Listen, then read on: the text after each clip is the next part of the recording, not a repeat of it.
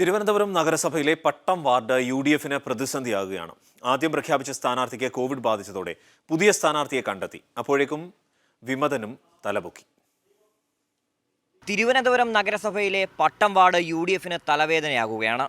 ആദ്യം നിശ്ചയിച്ച സ്ഥാനാർത്ഥിക്ക് കോവിഡ് ബാധിച്ചതോടെ രണ്ടാമത് നറുക്കുവീണത് അഡ്വക്കേറ്റ് കെ.എസ്. രാജീവിനാണ്. എന്നാൽ രാജീവിന് വെല്ലുവിളിയായി വിമതൻ രംഗത്തെത്തി. ഗൗരീശപട്ടം മോഹനനെയാണ് ആദ്യം സ്ഥാനാർത്ഥിയായി പ്രഖ്യാപിച്ചത്. ചുവരെഴുതി പോസ്റ്ററും അടിച്ചു. അപ്പോഴാണ് കോവിഡ് വില്ലനായത്. രണ്ടാമത്തെ നറുക്കു വീണത് കെ.എസ്. രാജീവിന്. പ്രചാരണം തുടങ്ങിയതും വിമതനുമെത്തി. INTUC സംസ്ഥാന എക്സിക്യൂട്ടീവ് അംഗം കുന്നുകുഴി സുരേഷ് തനിക്ക് സീറ്റ് തരുമെന്ന് അറിയിച്ചിട്ട് തന്നില്ലെന്നാണ് പരാതി. എന്നാൽ സിറ്റിംഗ് സീറ്റായ പട്ടത്ത് വിമതശല്യം പ്രശ്നം സൃഷ്ടിക്കില്ലെന്നാണ് കെ.എസ്. രാജീവിന്റെ പ്രതീക്ഷ.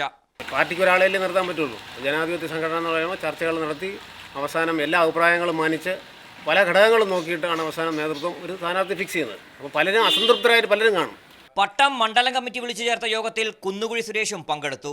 സുരേഷ് പരാതി അറിയിച്ചെങ്കിലും വിമതനാകില്ലെന്ന വിശ്വാസം കമ്മിറ്റിക്കുണ്ട്. CPIയുടെ PK രാജുവാണ് LDF സ്ഥാനാർത്ഥി. K. സന്തോഷ് കുമാറാണ് BJPയുടെ സ്ഥാനാർത്ഥി. ക്യാമറമാൻ ഷിബു ചെടിച്ചേരിക്കൊപ്പം RB സനു, മീഡിയ 1, തിരുവനന്തപുരം.